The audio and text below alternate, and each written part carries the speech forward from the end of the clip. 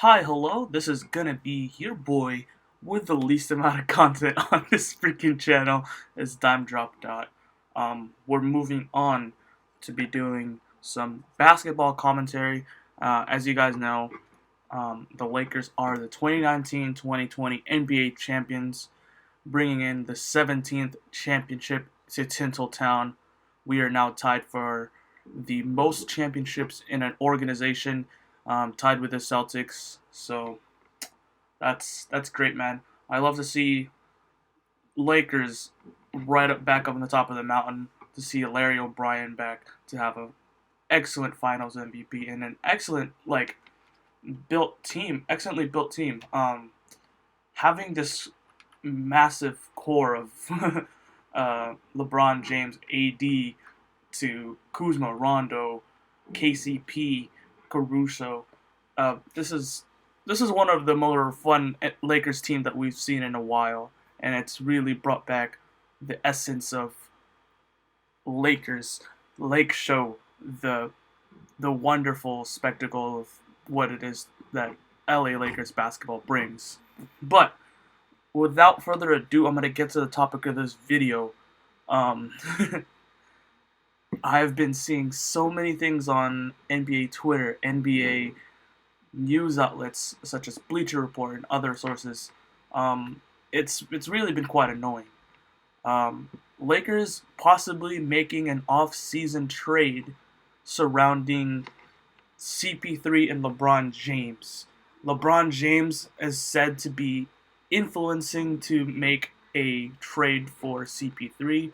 These are just based on reporter rumors, but as you know, CP3 is part of the Banana Boat squad with him, Wade, LeBron, um, as well as Carmelo Anthony, but he wasn't pictured in that picture. But whatever.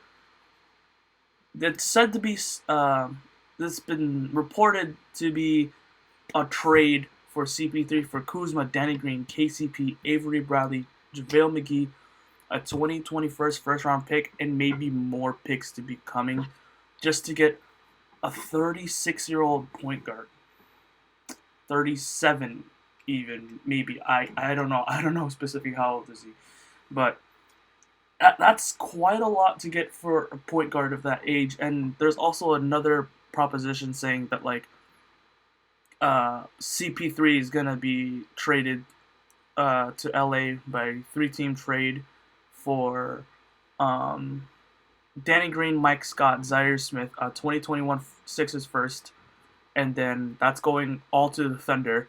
And the Sixers are going to be getting Kuzma, Town Horton Tucker, Avery Bradley, and probably even more, just to entice the Sixers to get them.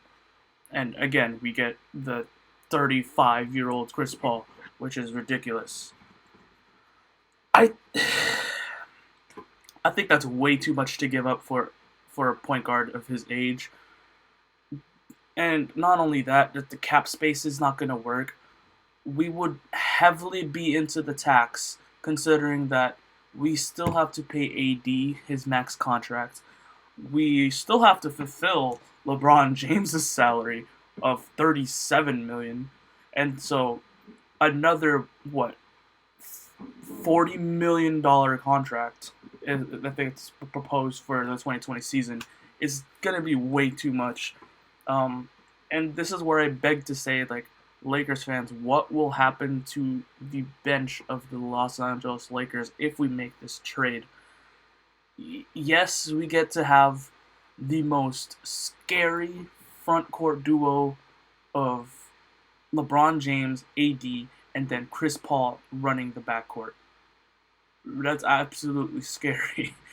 LeBron James and Chris Paul can also run the backcourt together, which would bring some amazing basketball. But then when you have to think about it, we would already be in the tax, and we would just be signing absolute minimum deals for the rest of our bench. I think that is what is wrong with today's league. Today's league is so focused on making the super team, making the absolute best team you can put up against, what you're expecting. Because yeah, I understand. the Celtics are coming back. Yes, I understand the Warriors have the number 2 overall pick. Yes, I understand Giannis is gonna probably make a splash this offseason by going to the Miami Heat, going to um, the Raptors, or possibly even making a trade. And if you're asking me, who has the better odds to be making a type of trade for Chris Paul this offseason, if the Thunder are looking to flip him for some players, I honestly think the Milwaukee Bucks have a better trade package to offer compared to the Lakers. If I'm being completely honest, the Bucks can throw in George Hill, Bledsoe, Ilyasova, Brooke Lopez, and Robin Lopez to get him to please Giannis to get his star. You know what I mean? I can very much see the Bucks doing that. Very much see doing that.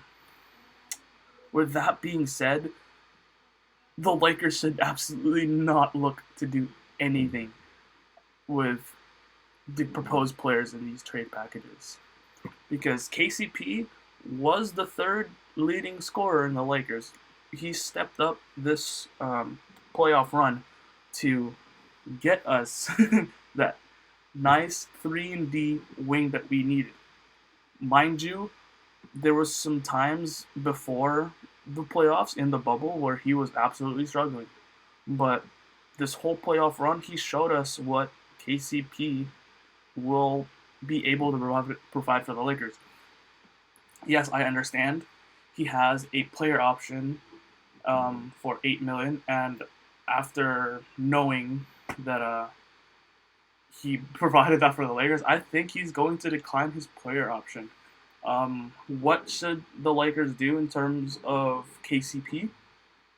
They should honestly give him the money. They should give him at least $10 million. You know, a slight pay raise from his $8 million proposed for his 2020 option. He should do that. I think that's more than a fair deal to get KCP the money that he deserves, especially showing up in the playoffs as he did against the Miami Heat. What else should the Lakers do? The Lakers should also look to sign the bigs.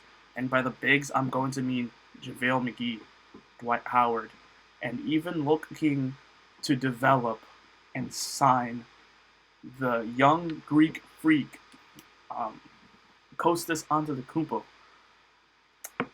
I really want to see Kostas Antetokounmpo develop.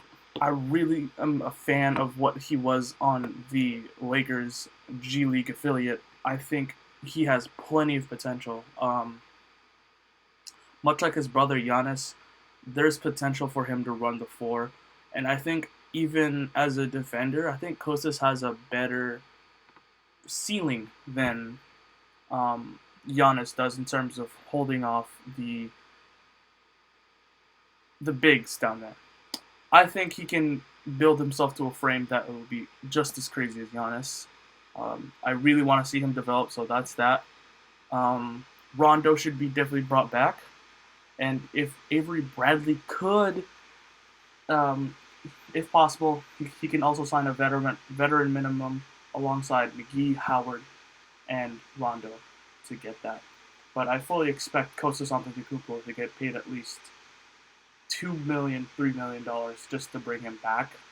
And mind you, just keep in mind all these signings and everything.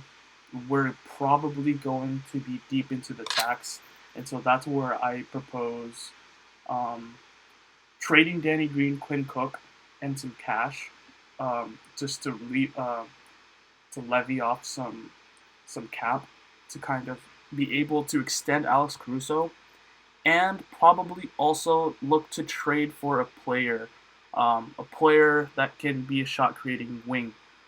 If possible, we could trade for Norman Powell, Jeremy Lamb, maybe get Clarkson back on a sign-and-trade deal to get that working with the Jazz, Luke Kennard, and get Tony Snell's bad contract.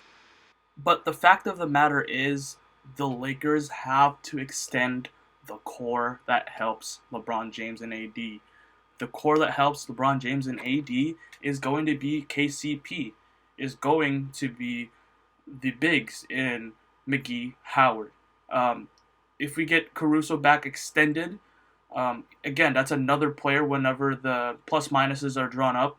It's always in the positive favor whenever him and LeBron are playing together.